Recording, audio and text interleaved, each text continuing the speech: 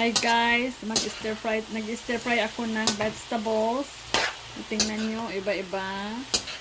Meron akong may chicken, fried chicken, ang nilagay ko.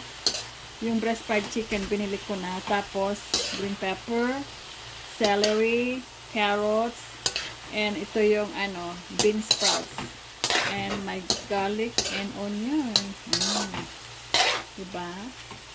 Sarap yan. Yan. Yan. Dinner namin.